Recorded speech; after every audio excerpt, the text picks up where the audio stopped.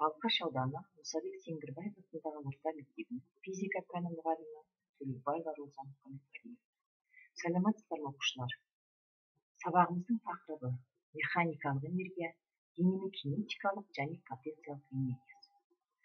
Бүгінгі сабағымыздан білетініміз механикалық энергияның екі түрін ажырату және сіздің меңгеретініңіз кинетикалық энергия формуласын қолданып есептер шығару, жоғары көтерілген дене үшін потенциялық энергияның формуласын қолдануды үйренесіздер. Сонымен балалар, энергия дегеніміз не? Жер бетінен жоғары көтерілген тасқа жердің тарту күші алғырлық күші әсер етеді. Магниттің жанында жатқан болат шарикке магниттің тарту күші әсер етеді. Егер тастың жер бетіне құлауына немесе болаттың магнитке тартылуына мүмкіншілік болса, онда тарту күштері әсерінен бұл екі жағдайда да дене жұмыс істейді. Бір серіппені сығып, оны жазылмастай етіп жіппен байлап қояйық. Сығылған серіппе жазылып кетсе, үстіндегі жүкті көтеріп жұмыс істейді. Демек, сығылған серіппенің жер бетінен көтерілген тас немесе магнитке тартылған болат шар сияқты жұмыс істеуге қабілеті болады. Ендеше, жұмыс істей алатын денелердің барлығында энергиясы болады. Дененің істей алатын жұмысының шамасын сол дененің энергиясы деп атаймыз. Сонымен, энергия дегеніміз дененің жұмыс жасау қабілетін сипаттайтын физикалық шама. Энергияның өлшем бірлігі халықаралық бірліктер жүйесінде джоульмен өрнектеледі. Энергия механикалық ішкі энергия болып бөлінеді. Ішкі энергияның өзі жылулық, ядролық, атомдық, химиялық болып бөлінеді. Онымен сіздер жоғары сыныпта танысасыздар. Механикалық энергия екі түрге бөлінеді: кинетикалық энергия және потенциалдық энергия. Кинетикалық энергия деп денелердің қозғалу салдарынан туындайтын энергияны айтады. Потенциалдық энергия деп әрекеттесуші әртүрлі денелердің немесе бір дене бөліктерінің өзара орналасуы бойынша анықталатын энергияны айтады. Кинетикалық энергия масса мен жылдамдық квадратына тура пропорционал екендігін көріп отырмыз. Кинетикалық энергияның формуласы ЕК тең МВ квадрат бөлінген 2. Бұндағы ЕК кинетикалық энергия джоульмен өрнектейміз. М дененің массасы килограммен өрнектеледі. В дененің жылдамдығы метр бөлінген секундпен өрнектейміз. Потенциялық энергия өрнегі ЕП тең МГH. ЕП потенциялық энергия джоульмен өрнектеледі. М дененің массасы килограмм, G дененің еркін түсу үдеуі ньютон бөлінген килограммен өрнектеледі. H дененің нөлдік деңгейге қатысты биіктігі метрмен өрнектейміз. Енді балалар, назарларыңызды мына видеоға аударайық. Тыныштықта тұрған қалбырдың кинетикалық энергиясы жоқ. Қалбырға белгілі бір мөлшерде энергия беру үшін біз оған күшпен әсер ете отырып, қандай да бір жылдамдық беруіміз керек.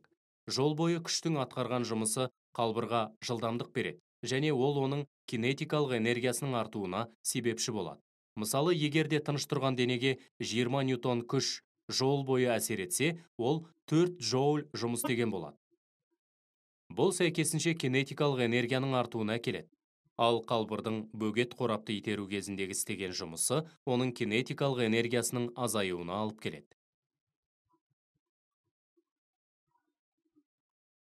Біз серіппені сыққанда немесе созғанда белгілі бір жұмыс атқарамыз. Жұмыс серпімді потенциалдық энергияның өзгеру есебінен жүзеге асады. Серіппе сығылғанда өзінің серпімді потенциалдық энергиясын допқа береді. Соның нәтижесінде доп қандай да бір биіктікке көтеріліп, потенциалдық энергияға ие болады. Доп серіппенің потенциалдық энергиясынан артық энергияға ие бола алмайды. Мына банджи джампинг аттракционындағы секіруші белгілі бір биіктіктен секіргенде, оның потенциалдық энергиясы азаяды, созылған арқанның потенциалдық энергиясы керісінше артады.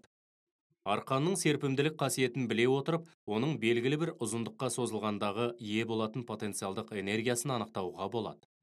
Секіру кезінде секірушінің потенциалдық энергиясы белгілі бір мөлшерге кемейді.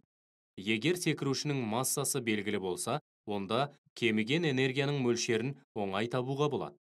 Секірушінің массасы үлкен болса, оның потенциалдық энергиясы да көп болады. Яғни бұл оның үлкен қашықтыққа дейін, тіпті жерге де жете алатынын білдіреді. Сондықтан да секірушілер секірмес бұрын міндетті түрде таразыға тартылып, массасын анықтатуы керек.